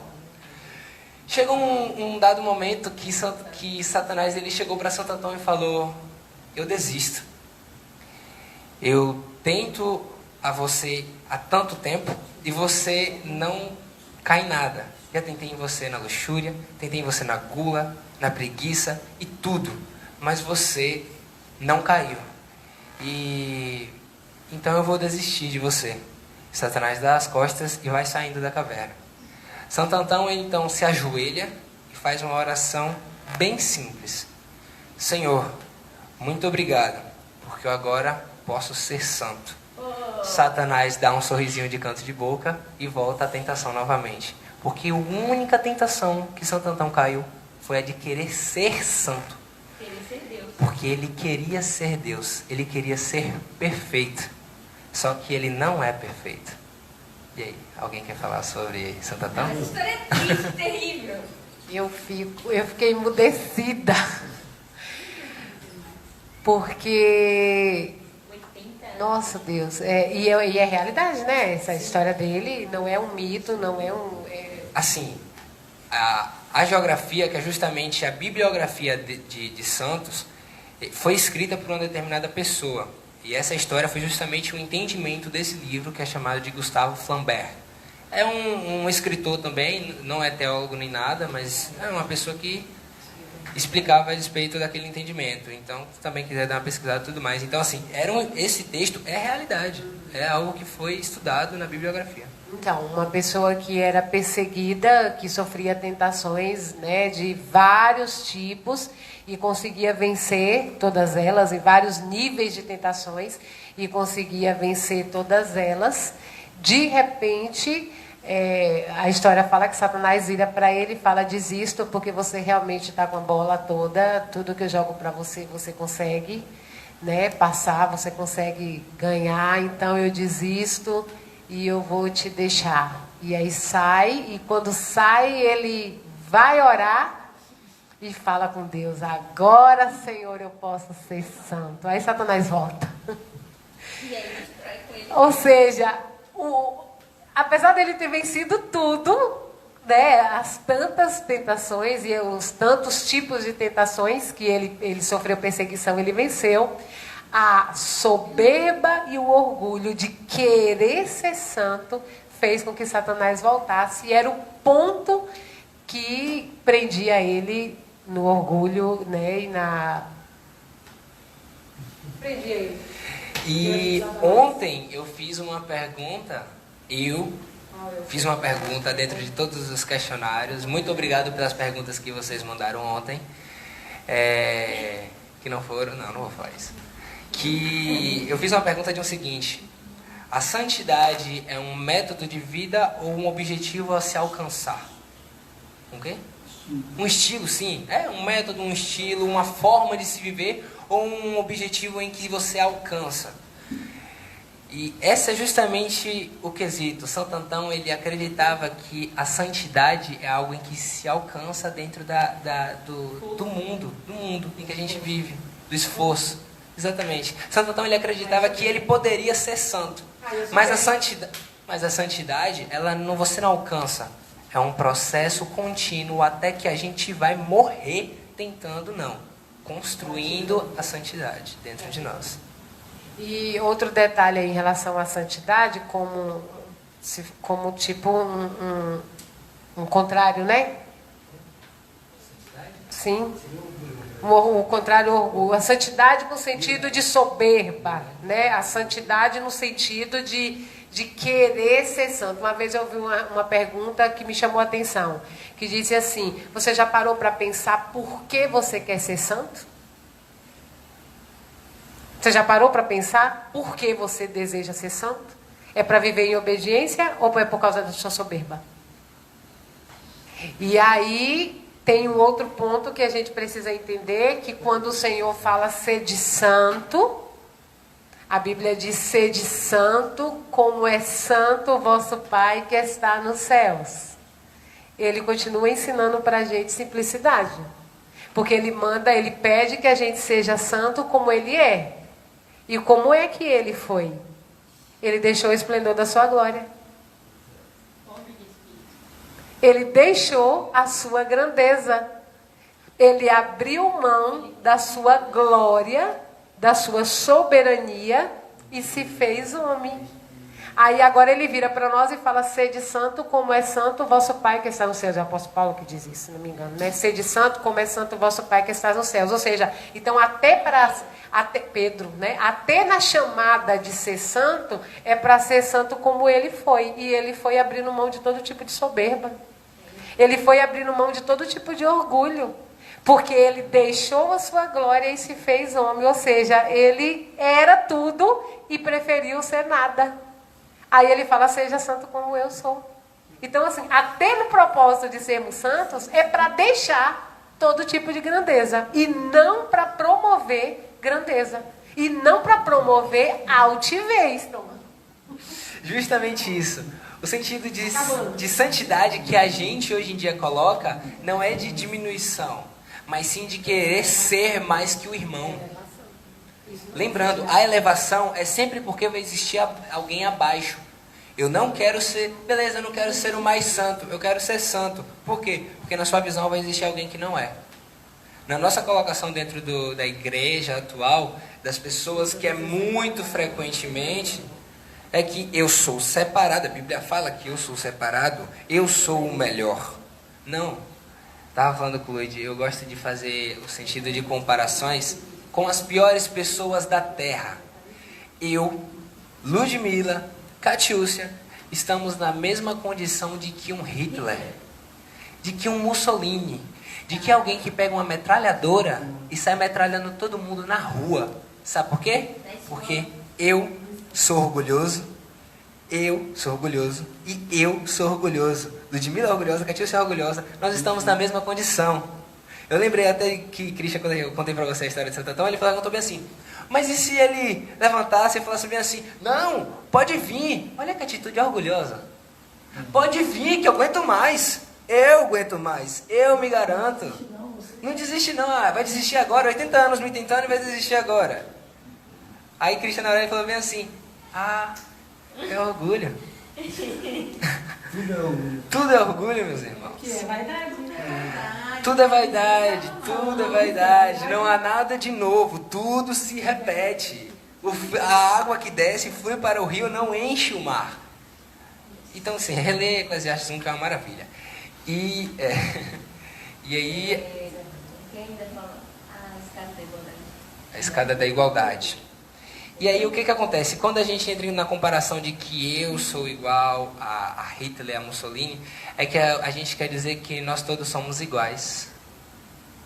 Nós todos estamos numa condição de iguais, exatamente. Vou falar. A diferença talvez alguém vai estar pensando aí, isso aí você está se passando, Eliseu, porque nós não somos iguais, não. Nós não somos iguais, não, porque Jesus disse que nós somos nova criatura. Só que sabe onde é que está o mérito disso, irmãos? Não está em mim, está em Jesus. A gente continua igual. A categoria humana continua tudo igual. A diferença é se Cristo está nesse humano ou não. Então, só há diferença se Cristo estiver. E a diferença é Cristo, não é humano. Ou seja, se Cristo entra em mim, a diferença não é que eu me tornei diferente. A diferença é Cristo que está em mim. Se não houver Cristo em mim, está tudo igual. Eu era o que normal. Então, a diferença de Cristo no humano é Ele, não é nós. É Ele. A glória é dele, a honra é dele, a grandeza é dele, o mérito é dele, nunca nosso. É nesse aspecto que nós somos iguais. E a diferença que há é se Cristo habita em nós ou não. Porque aí os que em Cristo habitam, a diferença é de Cristo e não é do humano. Esse exercício que acredito que a gente pode passar para vocês é o seguinte. Para nós também. É o seguinte, tira aí hoje, até a hora de dormir, para você ver o que é de ação orgulhosa. Você vai entender que é tudo. Eu lembro que a gente estava falando com o Christian o seguinte, por exemplo, se eu tenho uma caneta e todas as canetas são iguais, não vai existir orgulho de quem tem a caneta melhor. Por quê? Porque todas são iguais. Agora, até se eu coloco uma caneta azul e uma outra caneta rosa para duas pessoas apenas, só vai existir duas canetas, uma rosa e uma azul, e só vai existir duas pessoas no mundo. Entenda, vai existir a comparação de que, nossa, essa caneta azul é mó feia, só mais a minha rosa. Que nada, essa rosa que é feia, a minha azul que é mais bonita. Ou seja, sempre quando criou a diferença, criou-se o orgulho, criou-se a comparação. E algo que é extremamente orgulhoso. Uma vez eu estava conversando com Elias, é o conhecimento, gente. Você sabe por quê? por exemplo, eu estava conversando com eles até isso. O ato do próprio entendimento de alguma coisa gera um orgulho de quê? Eu entendo mais que alguém. Quando a gente falou no início, isso aqui que a gente está falando para vocês, a gente já está pecando. Por quê? Eu vou dizer para vocês aqui, eu estava numa condição de totalmente orgulhoso. Por quê? Porque eu queria passar algo para vocês que na minha cabeça está tipo assim, eu acho que eles nem sabem. Eu acho não, eles nem sabem. Então eu vou passar uma coisa que, eu sou o melhor, eu sou o sábio, eu vou passar algo inteligente.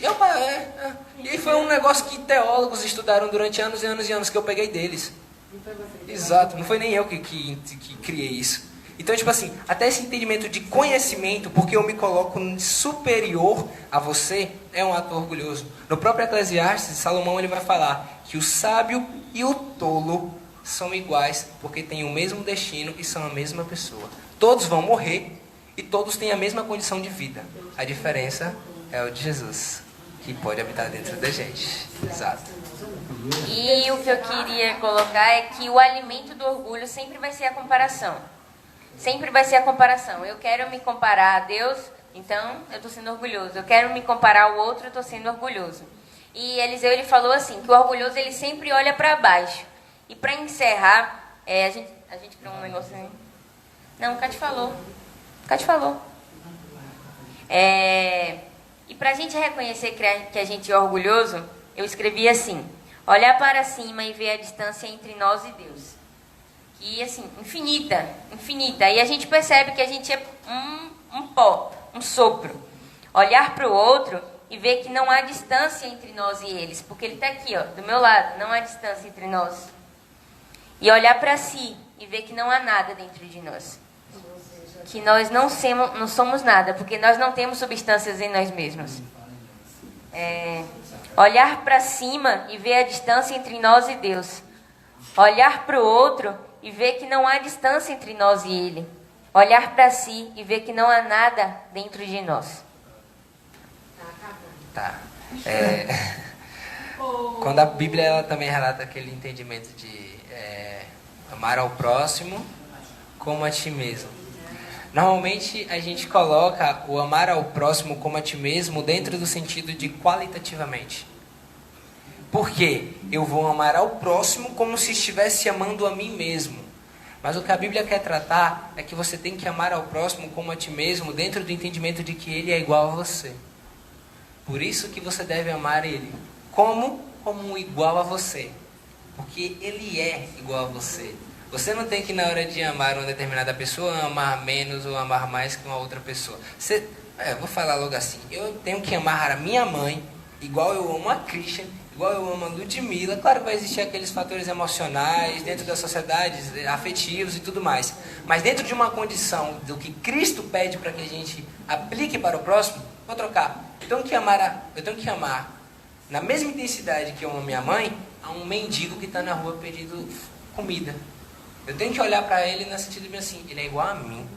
E o amor que eu coloco para minha mãe, que é algo tão forte, eu tenho que colocar na mesma intensidade que para ele, porque ele é igual a minha mãe. Ele é a mesma pessoa. O amor não busca o seu próprio interesse. O amor não busca o próprio interesse. Exatamente. Então... E é isso, gente. Espero que vocês estejam tristes. Acho que dá tempo de fazer pergunta? 8 minutos. Acho que dá. Você abre os comentários dela, por favor. Quem quiser fazer pergunta, agora é a hora. O amor, ele falou ali da convivência, não do negar-se a si mesmo. Repete isso que você falou. Agora por último? Que o ponto do amor, o amor, ele não busca o seu próprio interesse. É esse? E que... Ele falou que tinha que amar na mesma... Sim. E que quando a Bíblia diz que nós devemos amar uns aos outros, significa que eu preciso buscar o bem do outro, seja ele quem for. E não buscar o bem da minha mãe, do meu pai, do meu irmão. Porque eu gosto mais de alguém. Sim, isso. Buscar o bem daquele que está perto de mim, porque eu o amo. O amor que a Bíblia propõe para nós é de amar uns aos outros de forma aberta, né? Eu achei interessante isso que ele falou, que como o amor é não buscar o nosso O interesse, mas o interesse do Quando outro. você convive com sua mãe, você tem que buscar mais os interesses dela do que da pessoa que você não conhece. Por isso que a gente acha que esse sentimento de amor pela mãe, pelo pai, pela esposa é maior. Mas é porque você está convivendo. É. Não, e às vezes a gente embola também, irmãos, porque ó, afetividade é uma coisa, amor de Deus, o amor que Deus pede que tenhamos uns com os outros é outra coisa. É muito comum, é normal você ter afeto com seu pai, com sua mãe, com seu irmão, com sua esposa, com seu filho, a afetividade, mas amor é para ser praticado uns com os outros, né? E são práticas, né? Que se o amor de vocês não seja em palavras, mas em ações. Eu tenho até outra coisa, aquele entendimento de ajudar alguém. Até o processo de ajudar alguém pode se basear no orgulho. Mas como assim? Eu estou ajudando alguém, como é que eu vou ser orgulhoso? Então, quando você vai ajudar alguém, você tem que entender que ela é uma pessoa diferente. Vamos tratar aqui agora de outros sentidos. Eu estava falando até para a Christian. Dentro da própria física, exato. Dentro da própria física, quando eu observo uma cor, a interpretação daquela cor é diferente para mim e diferente para a Lud. Por quê? Porque existem valores emocionais e sentimentais dentro daquela cor. Então, a minha metodologia de ver as coisas é diferente da metodologia de Christian. E aí eu preciso ajudar Christian em uma determinada situação. Só que eu vou impor a minha visão na visão dele, porque a minha visão é melhor. De que sentido? Foi aquele exemplo que eu tinha falado. Eu fui abusado pelo meu pai. Eu preciso de ajuda. Não, então a gente vai fazer o seguinte, a gente vai conversar com o seu pai. Fala, não, mas eu não estou conseguindo. Fala, como assim você não consegue? Eu conseguiria. Você não se colocou no lugar? Você não se colocou, é isso que eu ia falar. Não é que você tem que se colocar no lugar do outro. Você tem que entender que ele é um outro. Você tem que entender que ele tem uma outra visão a respeito daquilo, das coisas. Então você tem que ajudar ele na melhor forma possível. Porque quando você coloca a sua visão como a melhor, aquilo já é orgulho. Não tiveram perguntas, então vamos orar. Senhor, muito obrigada, Senhor.